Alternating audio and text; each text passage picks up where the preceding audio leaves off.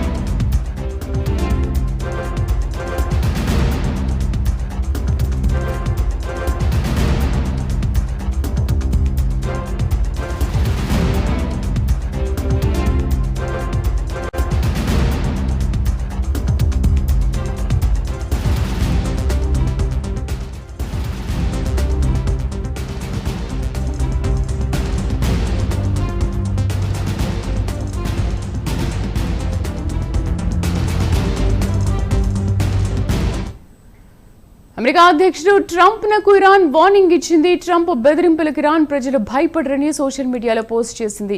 ఇరాన్లోని రాయబార కార్యాలయం నుంచి సిబ్బందిని నెదర్లాండ్స్ ఉపసంహరించుకోనుంది. అంతకుముందు టెహ్రాన్ పై తీవ్ర దాడులు జరుగుతాయని అమెరికా రక్షణ శాఖ పీట్ హెక్సేత్ వార్నింగ్ ఇచ్చారు. మరోపక్క తమ మహిళా ఫుట్బాల్ జట్టుని స్వదేశానికి తిరిగి రావాలని ఇరాన్ కోరింది. పూర్తి సమాచారాన్ని మా నేషనల్ బ్యూరో చీఫ్ కళ అందిస్తారు.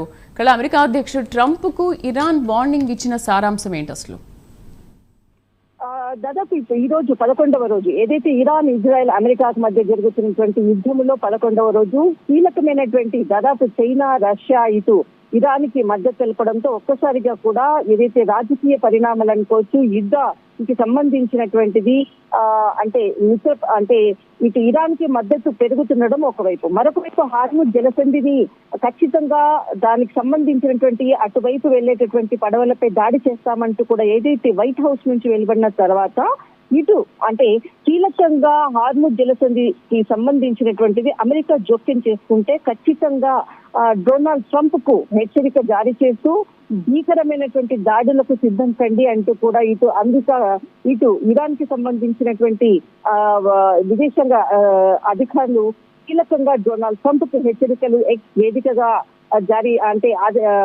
పోస్ట్ చేయడం జరిగింది. ముఖ్యంగా ఈ పరిణామాలు ఒకవైపు జరుగుతున్నటువంటి సందర్భము, మరొకటి ఇక్కడ ఏదైతే అంటే ఇరాన్ కి సంబంధించినటువంటి నెదర్లాండ్స్ కి సంబంధించినటువంటి సిబ్బంది ఎంబసీలో అక్కడ ఇరాన్ కి సంబంధించినటువంటి సైనికులు అనుకోవచ్చు, అక్కడ ఉండేటటువంటి వాళ్ళు కూడా దాడులు చేస్తున్నటువంటి నేపథ్యంలో నెదర్లాండ్స్ ఎంబసీ అంతా కూడా వారి అధికారులను కూడా ఖాళీ చేస్తున్నారు. దాని నుంచి అక్కడి నుంచి వేరే ప్రాంతానికి మారుస్తున్నామంటూ కూడా ఒక కీలక ప్రకటన చేసింది.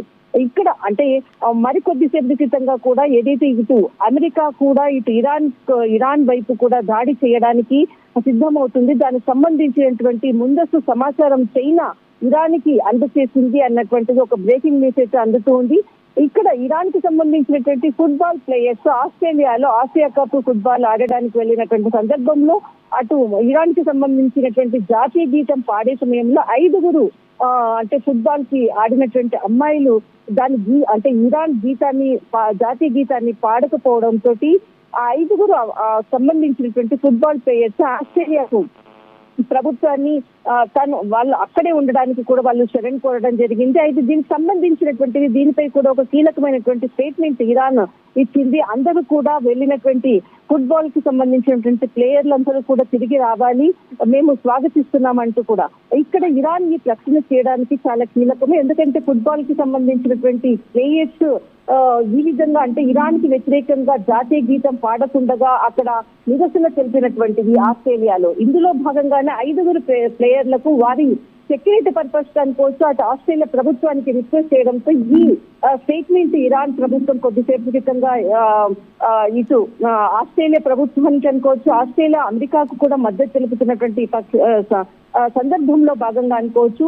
ఇటు ఇరాన్ కి ఎవరైతే వెళ్లారో వాళ్ళందరూ కూడా తిరిగి రావాలని చెప్పడం. కానీ ఒకవైపు డొనాల్డ్ ట్రంప్ ఒక హెచ్చరికలు జారీ చేస్తూనే ఉంది, ఇరాన్ తగ్గేదే లేదు అంటూ కూడా ఇటు చైనా రష్యా మద్దతుతో ముందుకు వెళ్తూ ఉంది. రైట్ కళ, thank you for the updates.